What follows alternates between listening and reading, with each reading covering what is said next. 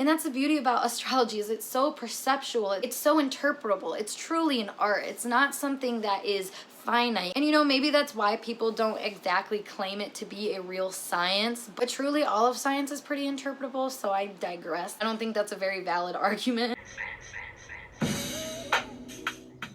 Hello my friends, and welcome back to my channel. My name is Paige if you are new here. Today's video we're going to be talking about how and why I learned astrology, why I study it, and why I think maybe you should study it and learn a little bit about it. Genuinely, I feel like astrology is something that people should be taught in school. I mean, it genuinely can explain so much, not even just about yourself, because this cosmic science, this ancient study, this is one of, if not the oldest science in the world that people have been studying for 5,000 years now. I mean, there is obviously something to this that significantly matters to us as humans. Because let's face it, the human experience really does not make as much sense as we think it does until you actually start looking into experiences in specific moments in your life and specific energies, because this world is full of energies, including you. So when you can start to understand, interpret, and really work with these energies, I guarantee you'll start to see things work a little bit more in your favor. But first, if you're new to my channel, welcome. Make sure you like this video if you like this video, and of course subscribe, because why the flip not? Okay, so clearly I talk very highly of astrology, but why the fuck do I even care about it? Why did I get into it? If you guys know anything about me from my previous videos, you know that I really typecasted myself as a very cynical,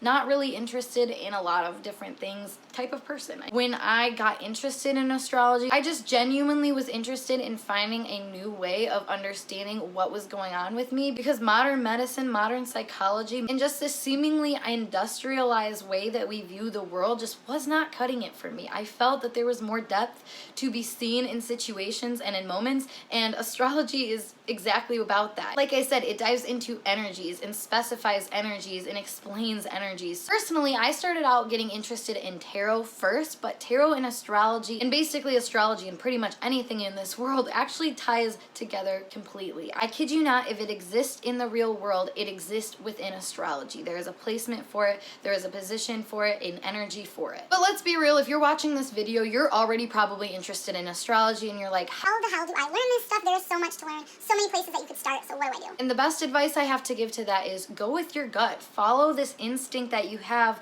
that is telling you what feels most important for you or where you should start. So I actually got this book called Tarot and Astrology, which breaks down each zodiac placement to a specific card in the tarot deck. So for example, the strength card in the tarot deck is represented by Leo, and those two energies go together. So honestly, this is a good book if you're learning both of the two, but even if you're just learning one or the other, like I said, everything ties together, and that's the beauty of astrology. Also, we have Astrology, A Cosmic Science. This has been one of my favorite books. I kid you not, I read the entire thing in one sitting, all like almost 300 pages of it. But if you want a conclusive book, this is one of the most conclusive books that I've gotten. Now, since I like to dink around with like divination tools like tarot cards and whatnot, I also got the Astro deck, which is right here. It came with a book, I should say, to explain more of the zodiac signs, houses, angles, and whatnot. But they have actual cards that work almost as like flashcards. Like you can see, like this explains the trine. These have been absolutely amazing, and I incorporate them as well in my tarot readings, because once again, tarot and astrology, just they go straight hand in hand. Another few books I have are Astrology Made Simple. This one is very, very, very simplified, I will say. It was a good starter book, but I definitely needed more from this. Of course, this very renowned book, The Only Astrology Book You'll Ever Meet, also not true, but still extremely helpful. I actually just got this, so I haven't been able to dive into it too much, but I'm already satisfied with the purchase. It seems to be pretty good and thorough, and once again, things that you can come back to multiple times, because the depth of energy changes with your awareness. So quite literally, you could read the same exact sentence, the same exact interpretation of your sign, and do it again a year from then and feel the energy completely different. It will resonate completely different. And that's the beauty about astrology, is it's so perceptual, it's so interpretable, it's truly an art. It's not something that is finite. And you know, maybe that's why people don't exactly claim it to be a real science, but truly all of science is pretty interpretable, so I digress. I don't think that's a very valid argument. Now, aside from those books, the majority of my research when it comes to astrology has been completely online, either from Google, like literally just Googling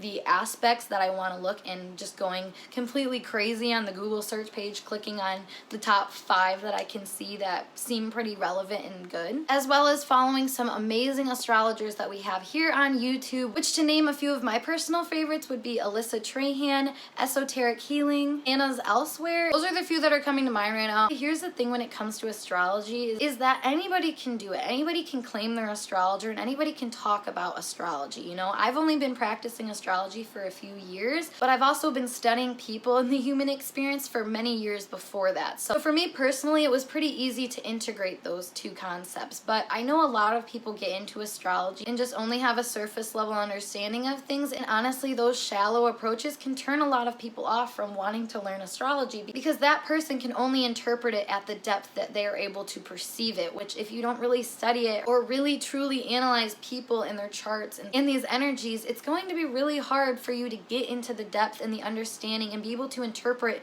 on your own. So it's important to know that different astrologers will interpret different energies differently, and ultimately that's why it's up to you to realize whose energy resonates well for you. And of course, take everything with a grain of salt. Don't take an interpretation word for word, because any interpretation that you're finding on the internet is a general interpretation. Unless you are talking to a real astrologer person to person, you're not going to get a specified unique interpretation that fits completely you. But even then, there's still wiggle room, because like I said, this is interpretable energy and everybody has a unique perception and a unique way of understanding energy. So like I said, astrology is way more open and way less finite than I think people may be comfortable with, but that doesn't mean that it's not worth exploring and understanding and learning. Now, the last resource that I use to learn astrology is through different reports through astro.com. Now, some of these reports are free, but some of them you do have to pay for, but honestly, they're reports done by Liz Green, who is a very renowned astrologist, as well as other astrologers that are very renowned. So